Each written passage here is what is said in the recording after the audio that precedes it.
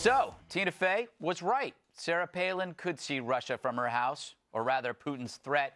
She warned us way back in 2008 that if Barack Obama wins, his indecision and moral equivalence may spur Putin to invade Ukraine. She was mocked for it because, as you know, she talks funny and stuff. And who could forget the debate where Obama retrieved a lame joke to poke fun of Mitt for calling Russia a geo-foe threat. Russia, I indicated, is a geopolitical foe.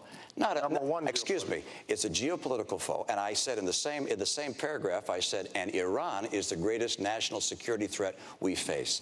Russia does continue to battle us in the UN time and time again. I have clear eyes on this. I'm not going to wear rose-colored glasses when it comes to Russia or Mr. Putin. In the 1980s are now calling to ask for their foreign policy back because, the Cold War has been over for 20 years.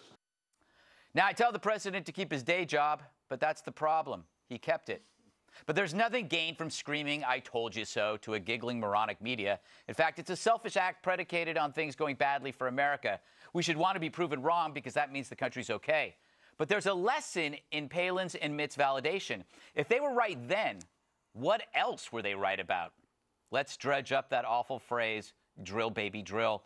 Build Keystone, start pumping out tons of natural gas that undercut the price Russia charges for Europe, and we'll win the new Cold War the way we won the last one, by bankrupting Russia without firing a shot. We'll also kiss off the crazies in the Middle East while we're at it. If Obama doesn't feel compelled to take on Putin, maybe he might stand up to the far-left environmentalists in his own party, which makes me wonder, how do you stand up to yourself? Hey, I want to just play this because this is my favorite shot. This is John Kerry bashing Sarah Palin and Mitt Romney over their just short-sightedness with Russia. He's even blurted out the preposterous notion that Russia is our #1 geopolitical foe. Folks, Sarah Palin said she could see Russia from Alaska.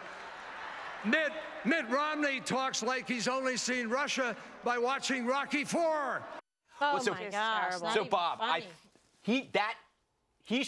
that's disgusting. And Sarah Palin is a better Secretary of State than John Kerry.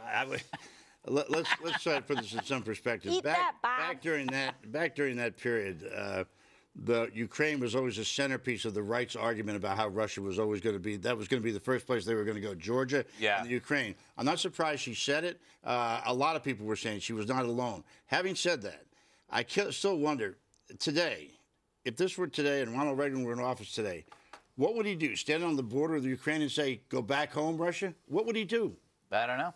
To be fair, but we're interested in what our president No, I understand that, but what I'm saying is there are limitations. We've talked about this EU to take. You wouldn't do it if Reagan was in power. Let's face it. It's the mocking. It's the mocking from the left and the media, from someone from the right that had said anything about foreign policy. Interestingly, you never know what the issue is going to be. In the year 2000, neither Bush nor Gore ever was asked about al-Qaeda by anybody in the media, not anybody at any of the debates. You never know what's going to happen. The Ukraine and Georgia, that was basically the signs were there. And the Bush administration will admit on the Georgia, it missed a lot of the signs. Yeah.